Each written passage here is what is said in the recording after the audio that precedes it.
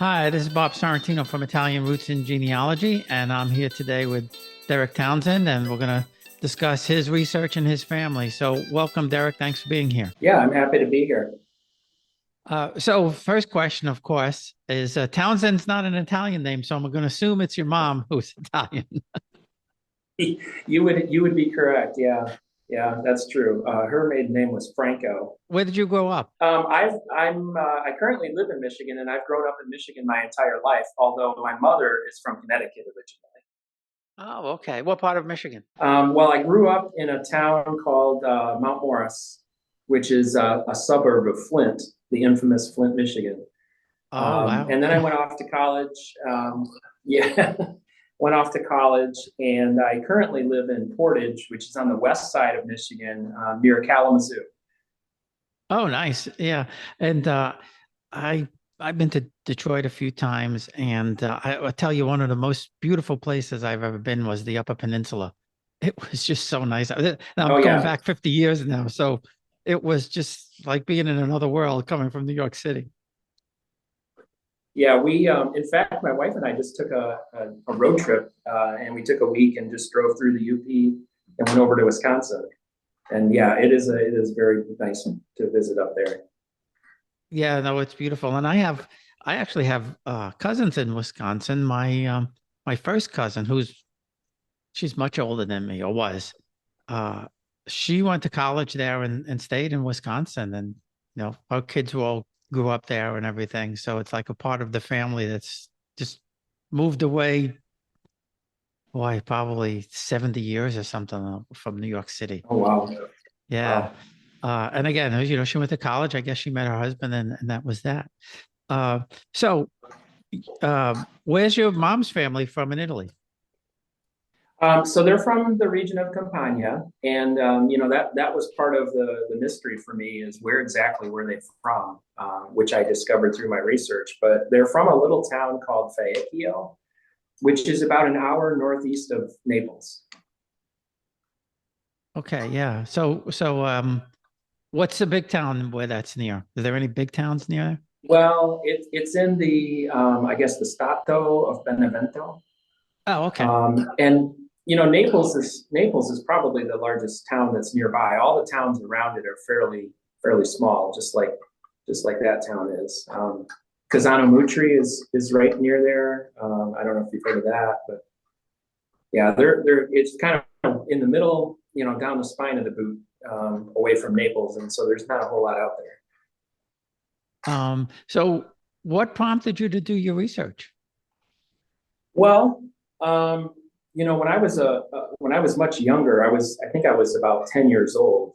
My great grandfather passed away on my father's side, so the non-Italian side of my family, and in the process of going through his stuff, my grandfather and my father ended up going through a box of papers and letters and things like that, photos that had been given to my great grandfather from his brother, Clyde Townsend.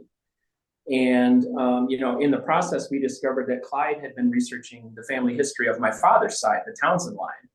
And so I kind of caught the genealogy bug way back then when I was just, a young boy.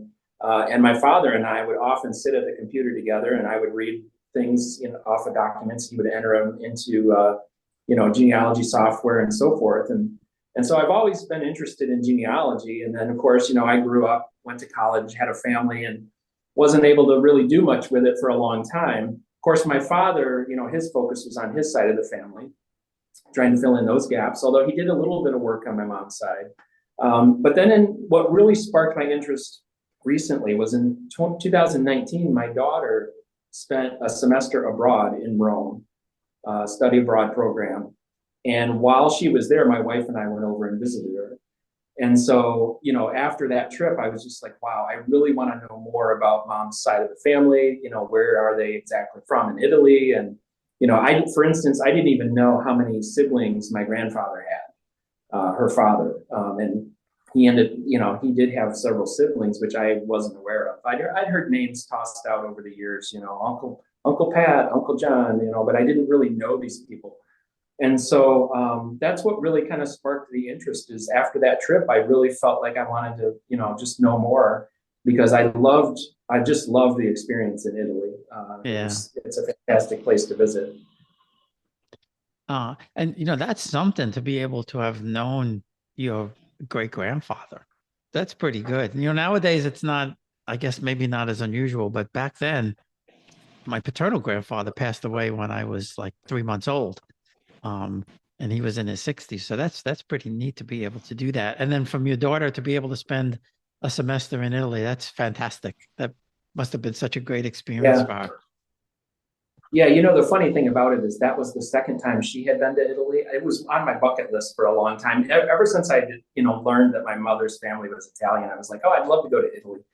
She went when she was in middle school with a choral group, and they traveled around and performed in various cathedrals and stuff. And then she went on study abroad, and I was like, gosh darn it, if she's over there twice, I haven't been yet. It's time for us to go. And so we went and visited her, and then traveled around a bit. And yeah, like I said, it just reinvigorated my interest in finding out more about my mom's family. So now, what did you find out about your mom's family? Well, just about everything. um, you know, the first thing I did, which turned out to be a great resource, was I knew that my mother and my father were had connected and had been connected with a bunch of my mother's cousins over the years. My mom and dad had traveled to Connecticut several times and had sort of mini family reunions with them and things like that. Of course, this was about the time that I was in college and busy, and I couldn't go with them most of these times. And so, and then they were connected through many of them through Facebook. And so I thought, let's create a Facebook group where we can all kind of connect, and I can kind of ask questions, and people can provide information. Well, one thing that happened out of that was one of my mom's cousins who lives in the Carolinas sent me some photocopies from a photo album that his mother had. So his mother would have been my mom's aunt, and all these photos of all the family. And so this is when I really got to see all of the siblings of my grandfather. And along with the photos, there were notations from my mother's aunt about the photos, different things. And so there were some interesting finds in there. One of them was a picture of one of my mom's uncles who had an Indian motorcycle back in the day. And his brother, my mom's other uncle, borrowed it, and I ended up getting into an accident and smashing it up. And I found out from the notations on the photographs that had been written is that this argument caused them never to speak to one another ever again. And I told my mom about this, and she said, well, that makes a lot of sense, because every time we were at family functions, they were never there together. One was there or the other one was there, but never them together at the same time. And she's like, I always wondered why that was. So that was one interesting story, and I just chalk it up to sort of the Italian temper that they just couldn't forgive each other. They got in a heated argument and said, "I'm never speaking to you," and they didn't. So, Well, that's like the seating at an Italian wedding, yeah, right. So, who can't be near this person? Who can't be near that person? Yeah, make sure you put people away from each other who might have disagreements, right? So, and another thing I discovered through this that's more personal as far as my direct ancestors is my grandfather. Along with these photos I got from my mom's cousin, there was a picture in one of them of my grandfather, and the notation said something to the effect of, "This is the woman he was supposed to marry." And then he went off to the war. He served in World War II. He went off to the war. When he came back, she had married somebody else. And so it was a mystery to me who the woman was. And I asked my mother, I asked my aunt, who's her older sister, do you guys know anything about this? And neither one of them knew anything about it.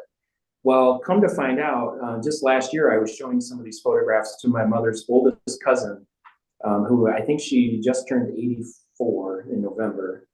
And so she was kind of around at that time. She said, I think that's a woman named, she went by Dot, but her name was Dorothy. She says, I think that's Dorothy. Well, the story the interesting thing about it is that when my great grandparents were, when my great grandmother was getting ill right before she died, Dorothy was hired by the family to kind of take care of her. I guess, you know, her family had been a friend of the family and so forth. And after my grandmother passed away, my grandfather got remarried. He remarried to Dorothy. So it kind Wow. of came full circle because this photo was from like 1942. And then he ended up marrying, eventually marrying her in the 70s. And I was like, oh my gosh, well, that makes total sense because the families were friends of one another and they probably were around each other very often and all those sorts of things. The other interesting thing about that photo is that down in the corner, there's a little watermark or like an embossment of the photography studio. And the name of the photography studio is Petrucci. And that's my great grandmother's maiden name. Well, come to find out, that photo and the photo studio was owned by her brother. He was a photographer. And so that was kind of interesting too, because here I had this photo of my grandfather that was taken by essentially his uncle.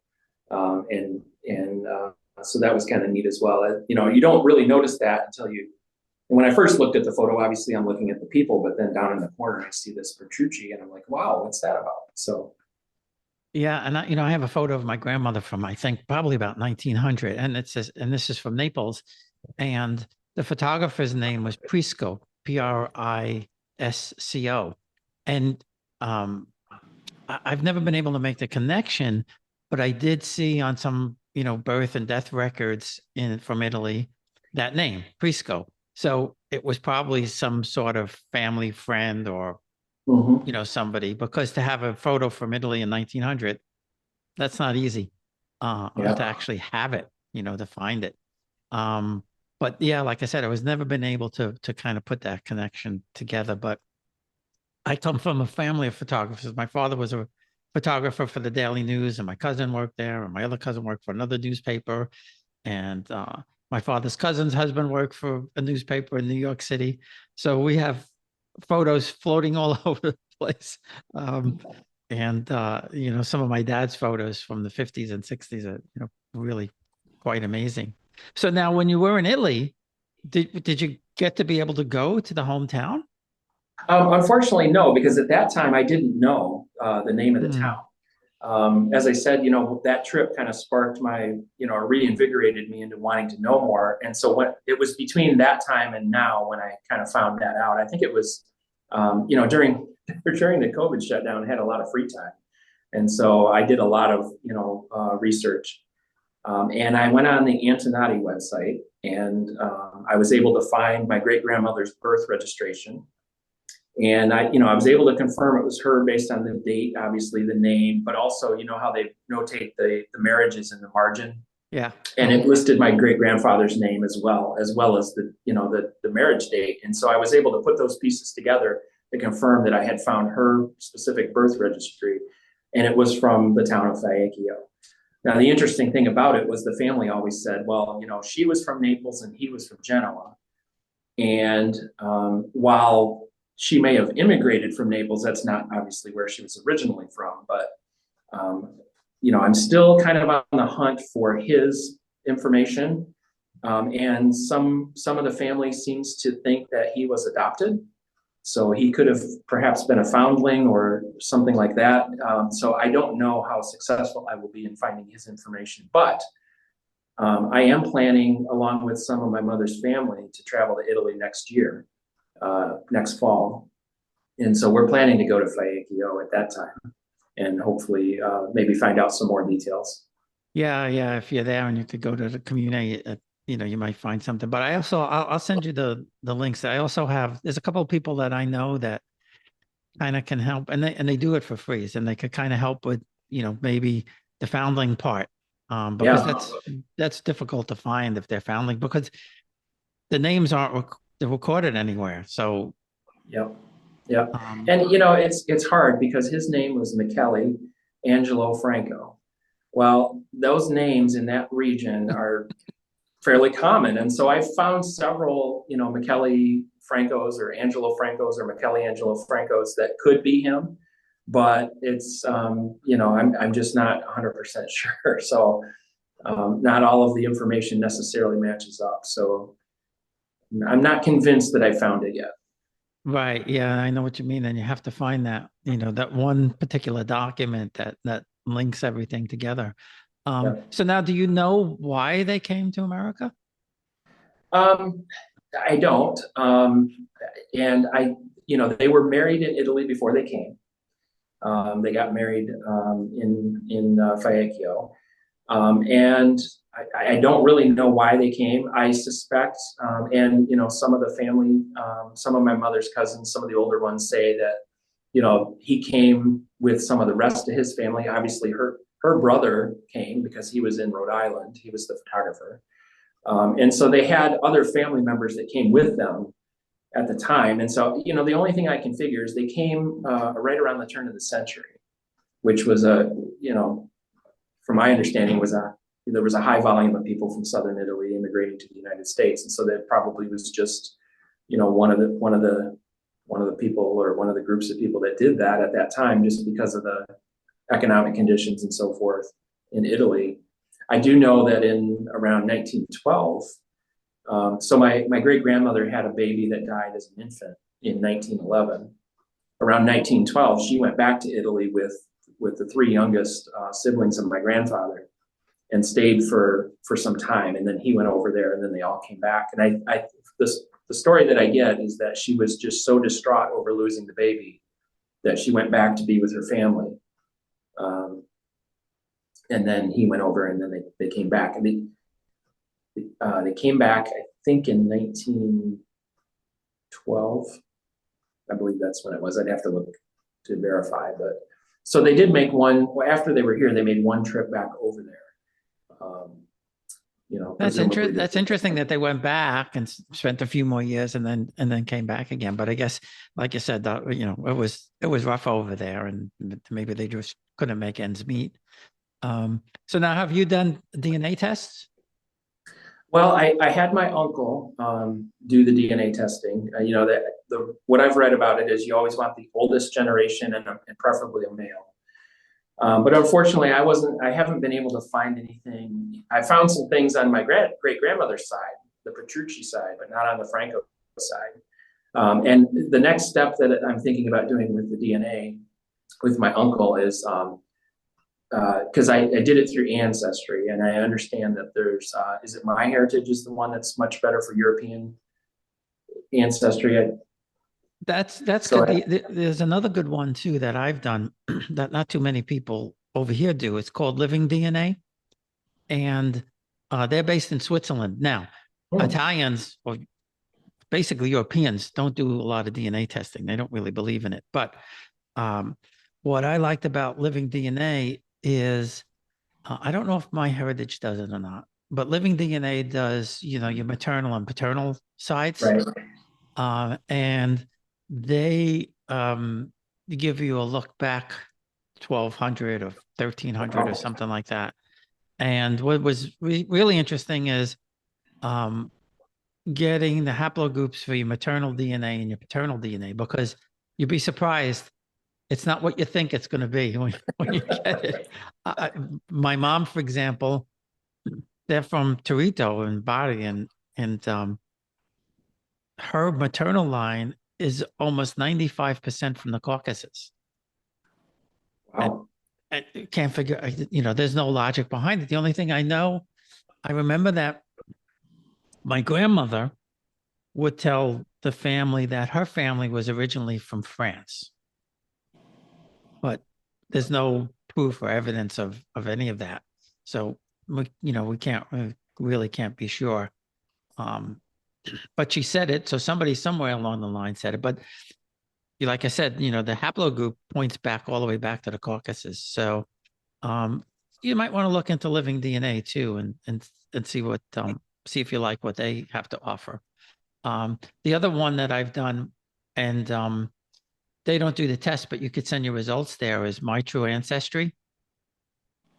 And what they do is they go to all these archaeological digs and they get the DNA from there.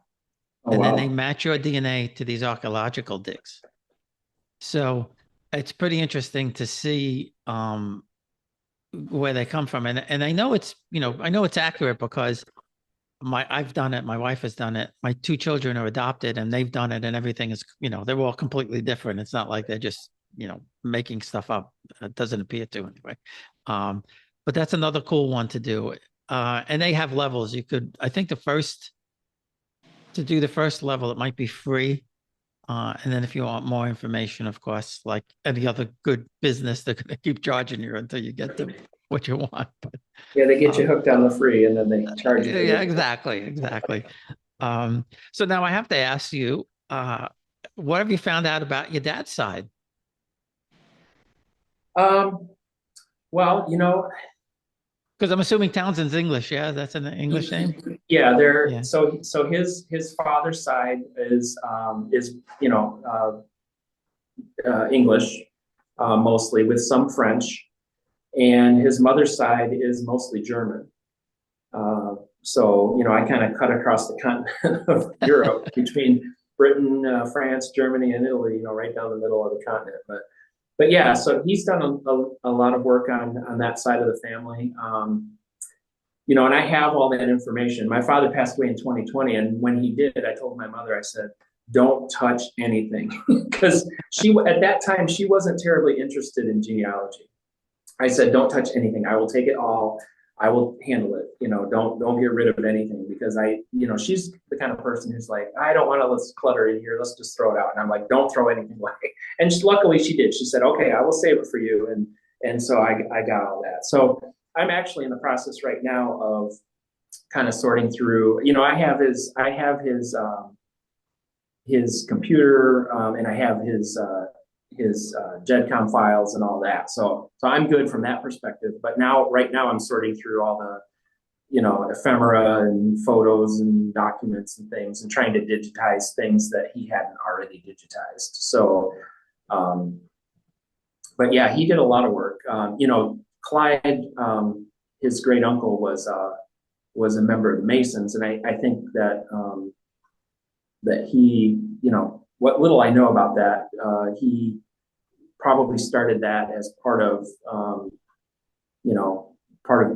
being part of the Masons, because I actually got some information from them recently about Clyde, but he had written all across the country to different people. I found out we have family in Washington and the Buffalo, New York area, and distant relatives. My dad was able to trace our family on that side back quite a ways, back to colonial America. And our family was in the United States in the 17th century. So, much past that, obviously the information is questionable without being verified, but he's gotten documentation for most of it up to that point. Yeah, and I bet you when you start going through it, you're going to find something, because if they hear that long, they had to have. It's very possible that they tie back to a gateway ancestor or something like that you could trace through England. My daughter's case, she met her birth parents. I guess it was about 8 years ago or something like that. And her birth father, same thing, similar. I was able to get him all the way back, very far back, in fact, to England. And she's a direct from Daniel Boone and Captain Oh, wow. Morgan. Captain Morgan the pirate. Now, I didn't know that Captain Daniel Boone is a descendant of Captain Morgan the pirate.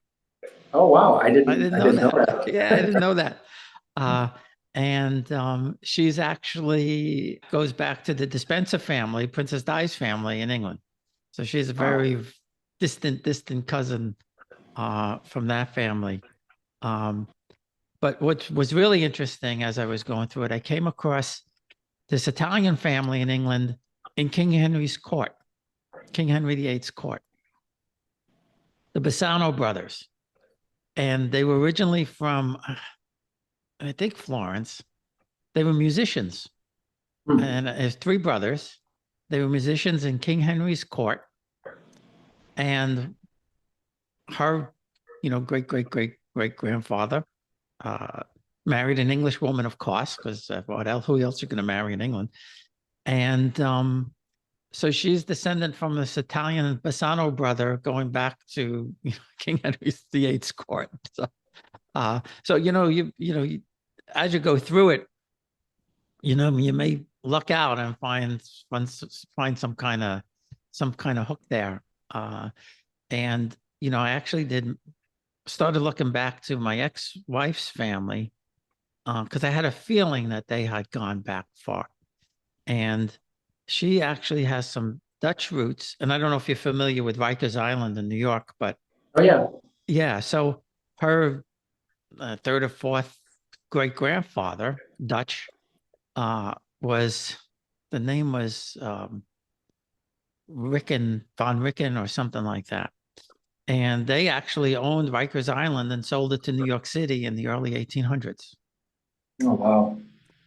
And I kind of had that sense because uh, most of Long Island was owned by either Dutch or English going back. And Right. Which again, makes same sense. thing. Yeah. Yeah, once I found that hook, and I found them in Hempstead, and I found them in all those English areas. And yeah, they own farms on Long Island and various places out there. So yeah, hopefully, you'll find some really neat hook that gets you back to England or Germany. Same thing with her. I got her German. Her father was German. Her mother was English and Irish. So similar to you.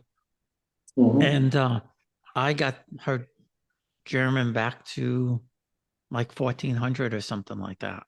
Um, Wow. so it was pretty interesting to find that. And they actually have the Germans actually have the Germans, the Dutch, the Swiss actually have some pretty good records going back in time.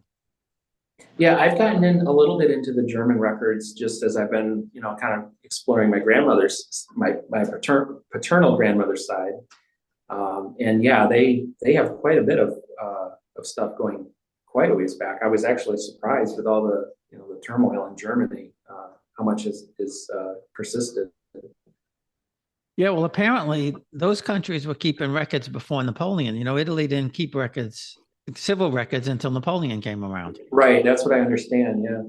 Yeah, Yeah, I thought originally I had thought, oh, well, that makes, Napoleon must have spread this practice across Europe, but I learned a while back that that wasn't necessarily the case, but it was the case in Italy. Yeah. yeah, and I have Swiss records going back to like 1350 or thereabouts, and they're handwritten trees that Mm.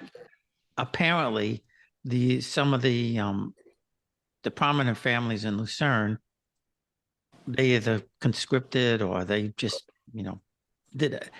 I have a feeling it was a planned thing because when you look at the records, they're all the same way. They're all on the Mhm. same type of like paper and all set up exactly the same way.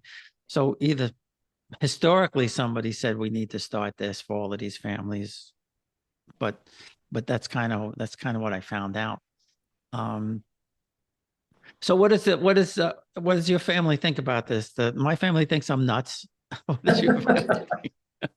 Well, I think most of the family at this point in time, all of my grandfather's siblings are gone. They've all passed away. So I think back to that and I think, man, I wish that we had done this before I lost my grandfather because I'm sure he has a wealth of knowledge and a bunch of stories and stuff like that. He actually kind of getting off track here, but he actually was awarded a Purple Heart during World War II, and I'd love to hear his stories about his time in the service and things like that. But so all of the next generation down, my mother's generation, and all of her cousins seem to be actually quite interested.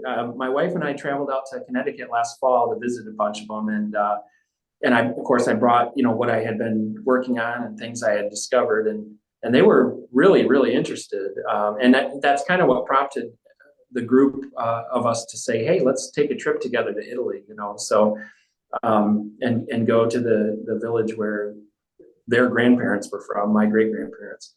And so, yeah, I was actually pleasantly surprised, and happy that they did show that much interest. And people have been willing to share, documents and photos and things with me, which is great.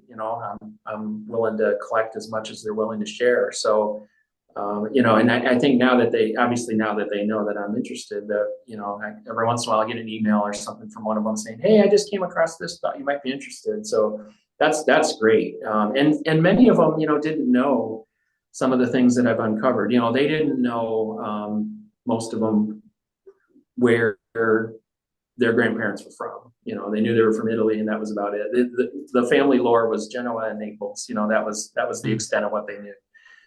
So I think they've been, interested in finding out more of the details as we, drill down and dig down into the fine details of the family. So it's been great to be able to share it with them. Yeah, and I was lucky because I guess it's probably 5 or 6 years ago now that I came across a cousin in Italy, a fourth cousin in Italy, who was actually researching my paternal grandmother, and she started a group thinking, because the family was originally from Spain back in the 1500s, thinking she was going to find people in South America or Spain. She had no idea that we were here. That there was some of the family, at least two people anyway, came to America. And so she's been just this fabulous help in helping me piece things together and find other parts of the family. And I say this in a lot of the podcasts. Facebook, uh, for all its bad side, when you're researching family, it's really such a wonderful tool to be able to connect and uh, either search the names or put in the hometowns, because Yep. there's always there's somebody out there willing to help. Yeah.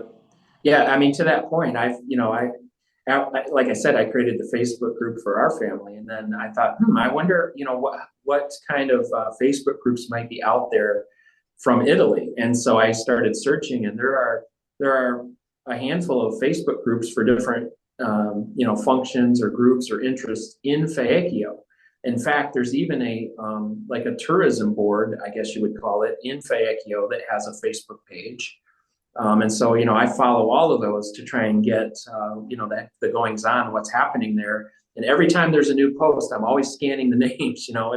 Is there a familiar name in here? Because I'm trying to, unfortunately, the connections for us have been lost over time. And so I'm trying to find, if there possibly somebody in Faicchio that's a distant relation that I could connect with. So far, nothing yet. But and I keep hoping.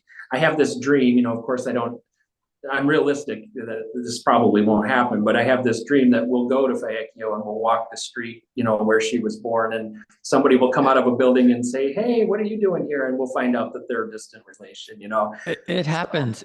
Yeah, I've heard of those stories, but Yeah, I've interviewed several people who who said that.